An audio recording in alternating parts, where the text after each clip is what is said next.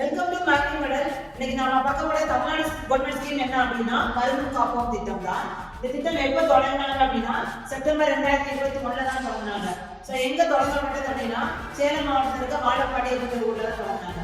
So already இந்த திட்டம் நீங்க 2006 தொடங்கியிருப்பாங்க. 2006 யார் இருந்தாங்கன்னா கலைஞர் கருணாநிதி அவர்கள் முதலமைச்சராக இருக்கும்போது இந்த திட்டம் தொடங்கியிருந்தாங்க.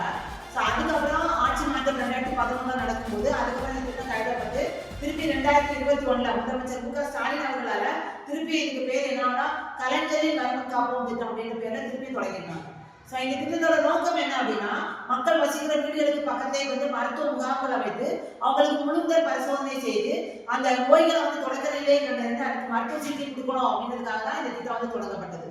ஸோ இந்த திட்டத்தில் என்ன பண்ணிட்டு இருக்காங்க அப்படின்னா ஒரு வருஷத்துக்கு 1250 மருத்துவ முகாம்கள் தமிழ்நாடு முழுசும் போடலாம் அப்படின்னு பிளான் பண்ணியிருக்காங்க. ஸோ இதுல ஒரு வட்டத்துக்கு எத்தனை மருத்துவ முகாம்னா 3 மருத்துவ முகாமும், அதே ஒரு மாநகராட்சியா இருந்தா வருஷத்துக்கு 4 மருத்துவ முகாமும், இதே சென்னையில மட்டும் ஆக்சுவலா பார்த்தீங்கன்னா ஒரு வருஷத்துக்கு 15 மருத்துவ முகாமும் அமைக்கலாம் அப்படின்னு சொல்லிட்டு பிளான் பண்ணியிருக்காங்க. ஸோ இந்த திட்டத்தில் என்ன பண்ணுவாங்க அப்படின்னா ஒரு மருத்துவ குழு போகும். அந்த மருத்துவ குழுல பார்த்தீங்கன்னா ஒரு பொது மருத்துவர் கண்டிப்பா இருப்பாரு. இது தவிர நிறைய சிறப்பு மருத்துவர்கள் இருப்பாங்க. சிறப்பு மருத்துவர்கள் பார்த்தீங்கன்னா தோல்கவ தனியார் மருத்துவர், இருதய மருத்துவர், சிறுநீரக மருத்துவர், நரம்பியல் மருத்துவர், ஆயுர்வேத மருத்துவர், அறுவை சிகிச்சை மருத்துவர், இந்த மாதிரி நிறைய சிறப்பு மருத்துவர்கள் மொத்தமா 16 மருத்துவர்கள் என்ன பண்ணுவாங்கன்னா அந்த மருத்துவ குழுல இருப்பாங்க.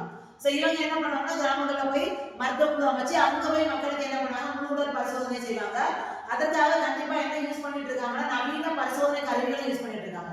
ஸோ நவீன பரிசோதனை கருவிகள் மூலமாக பரிசோதனை பண்ணும்போது தொடக்கத்திலேயே நம்ம நோயை கண்டுபிடிச்சிடலாம் இல்லையா? ஸோ அவங்க தொடக்கத்திலேயே நோயை கண்டுபிடிச்சு அங்கேயே மருத்துவ சிகிச்சை கொடுத்துட்றாங்க.